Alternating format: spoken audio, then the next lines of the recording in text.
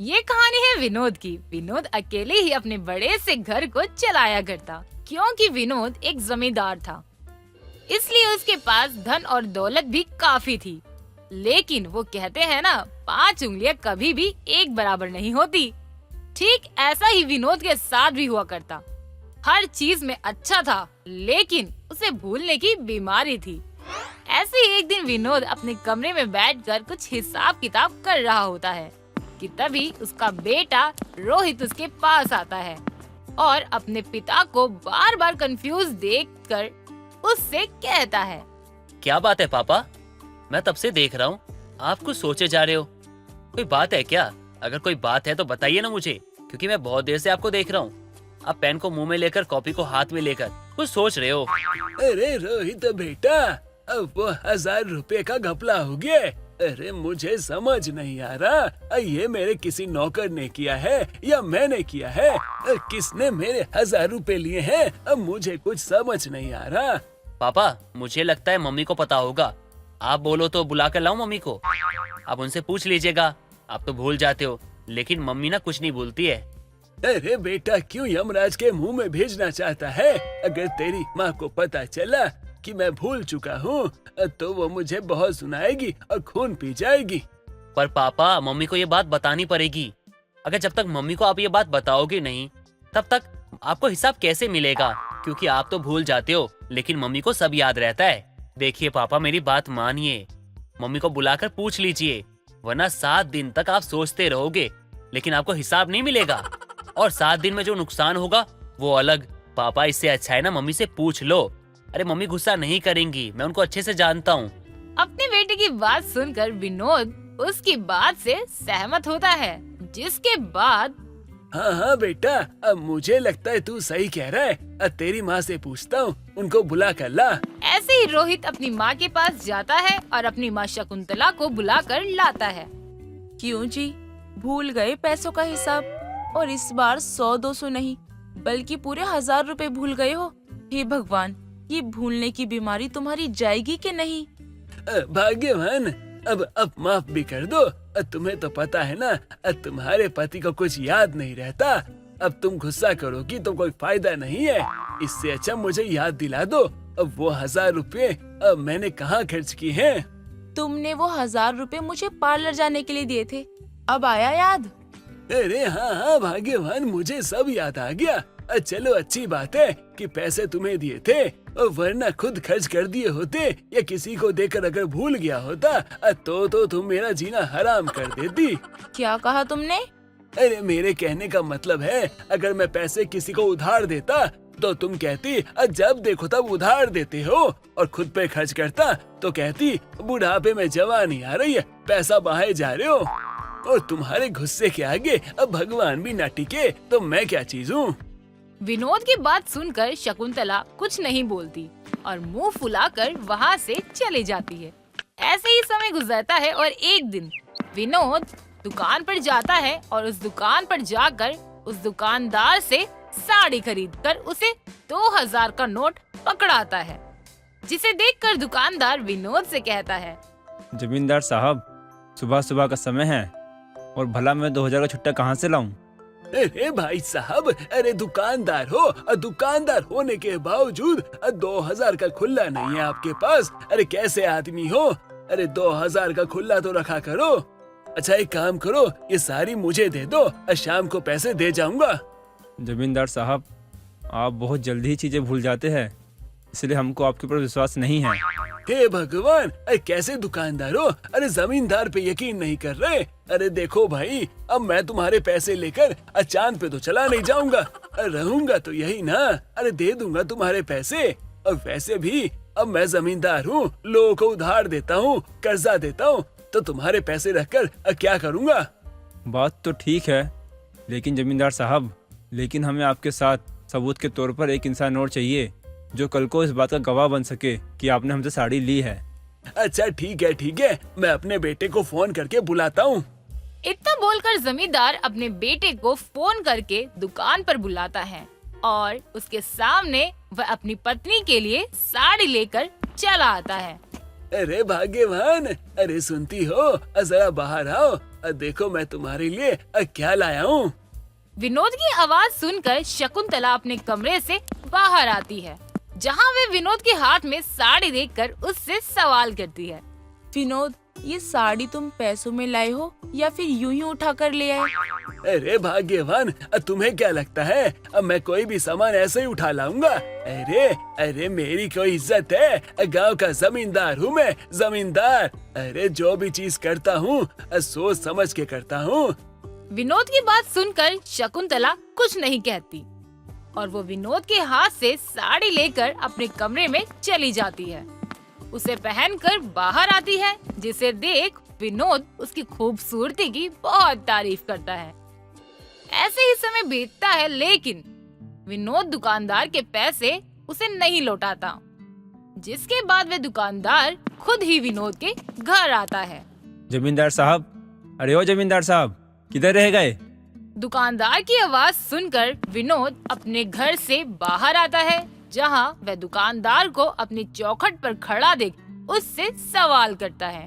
अरे क्या बात है भैया, अरे तुम तो खुद चल के आ गए, साड़ी की सेल लगा रहे हो क्या?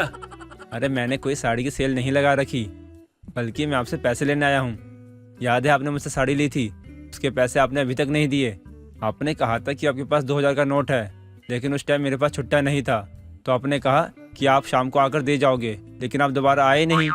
अरे अरे ये क्या बोले जा रहे हो? अरे तुम्हें पता है ना, अरे मैं गांव का जमींदार हूँ, किसी से उधारी लेता नहीं, बल्कि उधारी देता हूँ। जमींदार साहब, मैं अच्छे से जानता हूँ कि आप लोगों को उधारी देते हैं, लेकिन मैं ये नहीं बोल रहा कि आपने मुझसे उधारी ली है, बल्कि मैं तो ये बोल रहा हूँ कि आपने साड़ी के पैसे नहीं दिए हैं। आपने कहा था कि आप शाम को आकर पैसे दे जाओगे, लेकिन आप आए नहीं।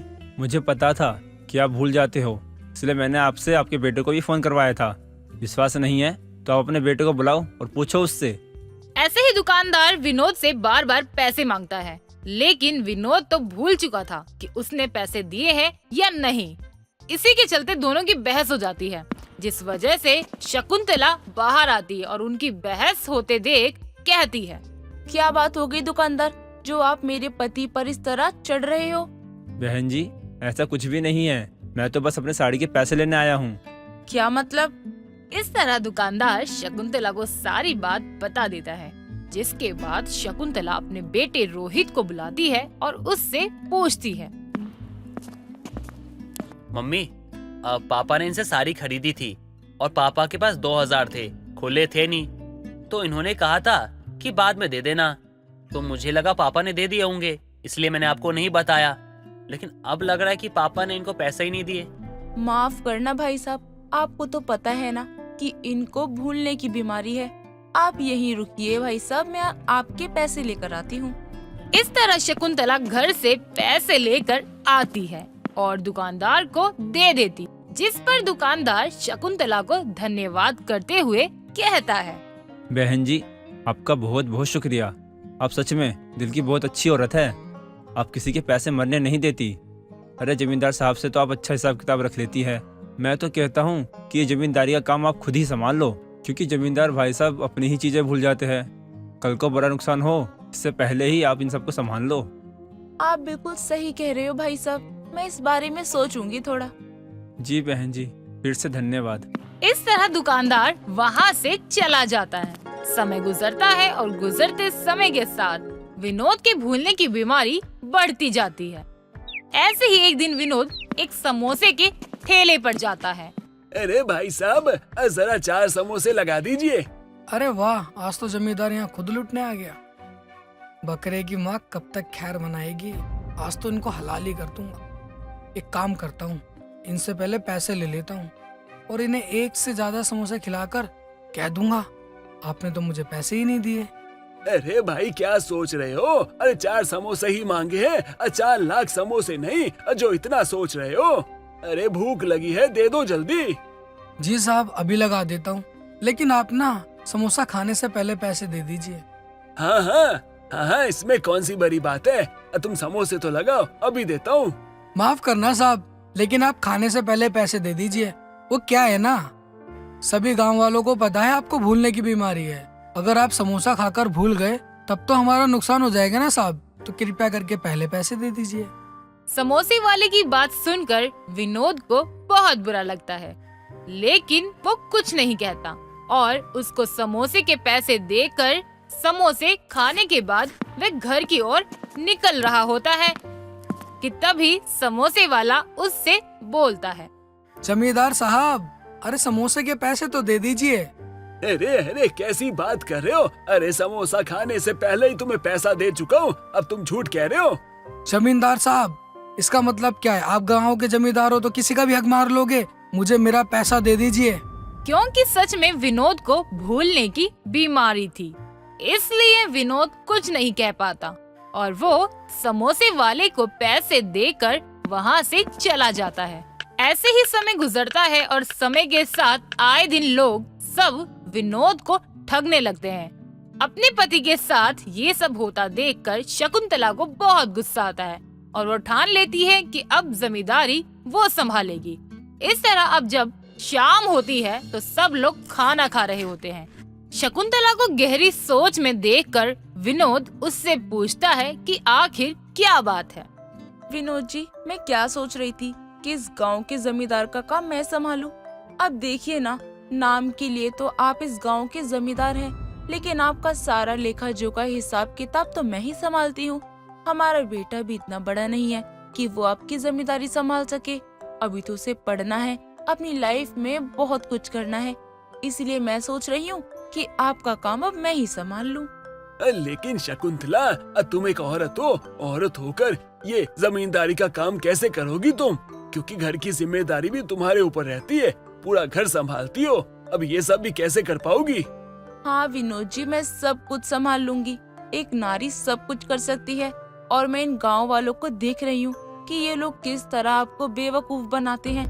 ये लोग आपको और बेवकूफ बनाए, उससे पहले मैं इन लोगों को सबक सिखाना चाहती हूँ। कहीं न कहीं शकुंतला सही थी, इसलिए विनोद शकुंतला को जमींदारी संभालने को दे देता है। ठीक है, तो एक काम करते हैं, तुम ये काम संभालो और जब तक मैं इलाज करवा कर शहर से आता हूँ। ऐसे ही अब विनोद अपनी सारी जिम्मेदारियां शकुंतला को देकर शहर चला जाता है।